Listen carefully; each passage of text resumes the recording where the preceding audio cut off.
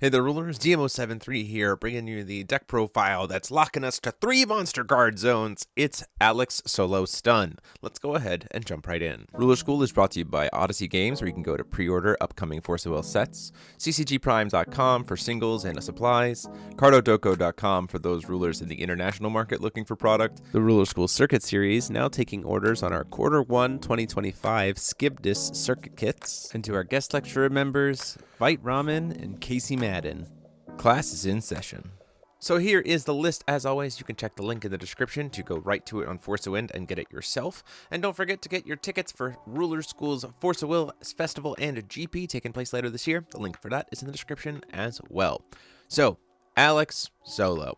There was no real reason to play it unless you really wanted to play Cthulhu Throm, but with the brought on of Timeless Eclipse Perihelion, you have some pretty cool things to do. This is sideways, so just as a reminder, what this card does is you have to have 20 lunar or solar resonators in your deck to start with it. And you get to do an extra lunar duty every turn. You get lunar or solar resonators get plus 300 attack and barrier chance. And you can't do activate abilities that cost even or that cost odd numbers unless they're lunar duty abilities. And you can't play any even or odd cost cards in your deck. So a lot of restrictions. But then when you take in consideration, it's locking us to 3 monster card zones that if a third resonator or a fourth resonator would ever enter the field when the player already has 3, they have to expel one of the ones to put the new one in.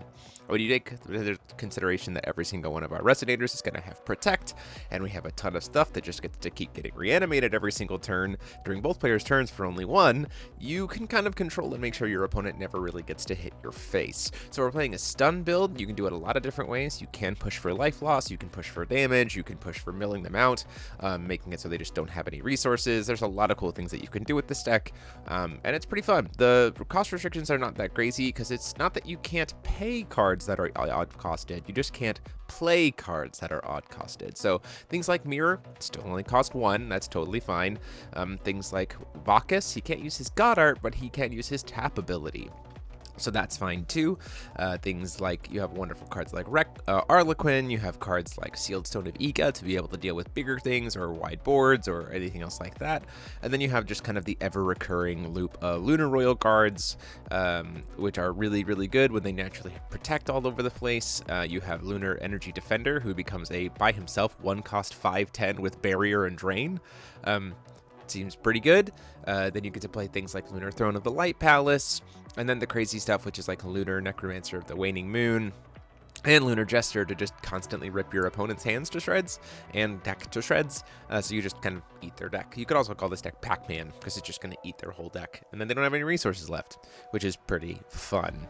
So just a few things to note here. We are playing 3 copies of Solar Painter, which is because specifically non-Magic Stone and all cards gain the chosen attribute, and Moon Technology Resonators you control gain. This card has the chosen attribute Magic Stone type in all zones, which is really good because a lot of them have resonance. So if you make them a Darkness Magic Stone, they'll proc their own resonances, or when something else enters, that procs their resonances.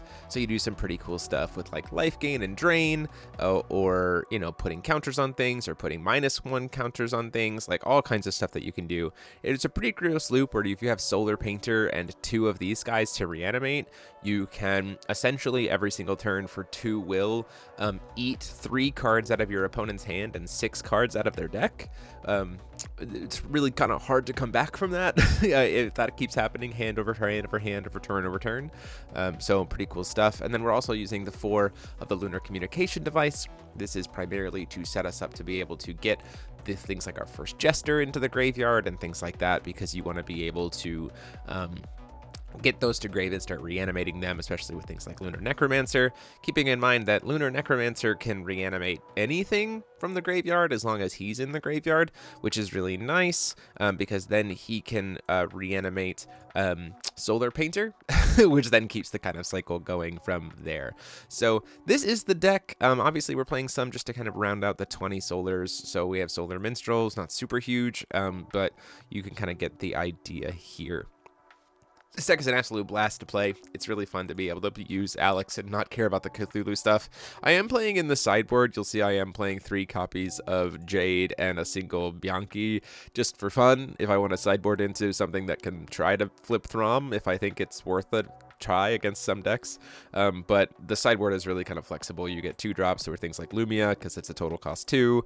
You get Lunar Oxidizer, Flashing Smile, Silmaria, Dance of Spirits, and then I also am playing some Deep Queens, Amphitheaters, Amphitrys. You can also play Stony King, which is really nice because it gets Bane, so when you give it Protect, you have a Bane Protector.